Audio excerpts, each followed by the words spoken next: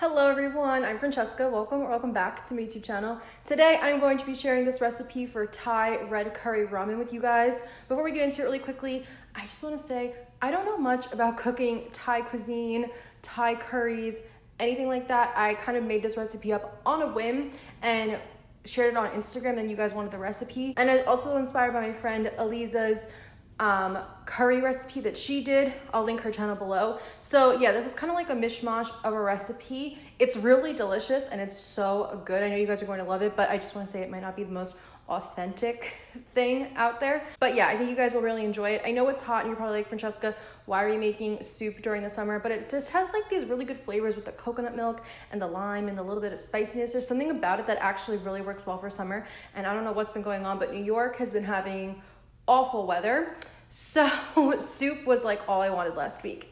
Anyway, let's hop into the recipe. We're gonna start this off by adding 1 teaspoon of sesame oil into our pot. If you're oil free, you can use water or veggie broth. Then we're gonna add in some shishito peppers and minced garlic. And we're just gonna let this cook in the oil for a few minutes until it gets a little crispy, a little fragrant. Don't let the garlic burn, do this on a low heat, just like 2 to 3 minutes. Then we're gonna add in 1.5 cups of veggie broth, and I'm using low sodium veggie broth. And then we're gonna use about 1/3 cup of coconut milk. I like to buy the lightened up coconut milk. It's pretty much the same thing as regular coconut milk, it just has more water in it. And this is the coconut milk in a can. If you use full fat coconut milk, you may wanna use less coconut milk. Then we are going to add in our Thai red curry paste and ginger powder and just let this cook for a few minutes, bring it to a boil on a medium heat, and let all those flavors really start to go and get well incorporated together.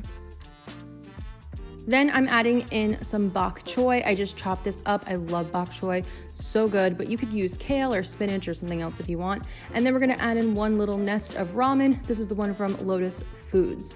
And we are just going to mix this all up. Most ramen cooks very quickly, but if your ramen doesn't for some reason boil it in a separate pot, this only cooks in like 3 minutes, so it's really easy to make.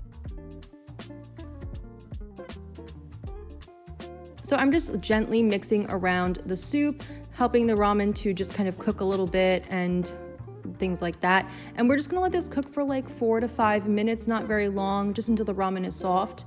We're gonna add in a little bit of cane sugar, and if you feel like you need it at this point, you can add in a little more veggie broth if you feel like too much of the soup has boiled out. And again, just letting that cook, letting it simmer, letting all those flavors go. Bok choy is gonna turn a little dark, ramen will soften. In the meantime, I'm just gonna take some of the baked sriracha tofu from Trader Joe's and pan fry that quickly. If you can't find that, you can just take some extra from tofu, cube it up, and add a little sriracha on there. Just adds a really nice kick and some plant-based protein.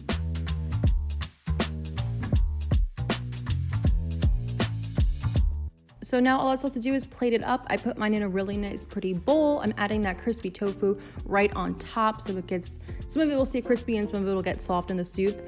And then I just like to garnish mine with some green onion. I like to chop it on the diagonal, it makes it look real fancy. And obviously I was plating mine very nicely because I was gonna take a picture of it. You don't have to go this extreme. Then I sprinkled on some white sesame seeds and black sesame seeds. And then finally, I will top the whole thing with a squirt of lime juice. You can add this on top like this, or you can add it after it comes off the stove and kind of mix it in there. Whatever you like, it really doesn't matter. Just adds a nice brightness to the whole dish. And now we are ready to enjoy our beautiful soup. This is delicious. I make this for myself as 1 serving. I think this is enough for 1 person.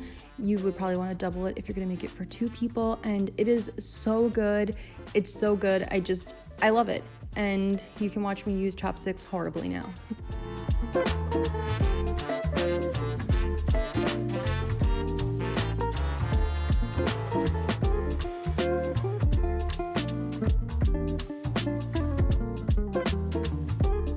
Alright guys, that was our recipe. I really hope you enjoyed it. As always, there is a link in the description box down below to my blog for the full written out recipe. I'm also now including printable PDF versions of this as well, so definitely check it out. I just revamped my whole blog.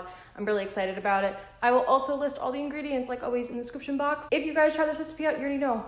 Tag me on Instagram or use hashtag plantifullybased. I love to see recreations. I love to share them on my stories, and I love hearing back from you guys. If you like the video, like, comment, subscribe, all that good stuff. We hit 12K yesterday, so that is awesome. I hope you all are doing well, and I will see you on Sunday with another video. Bye.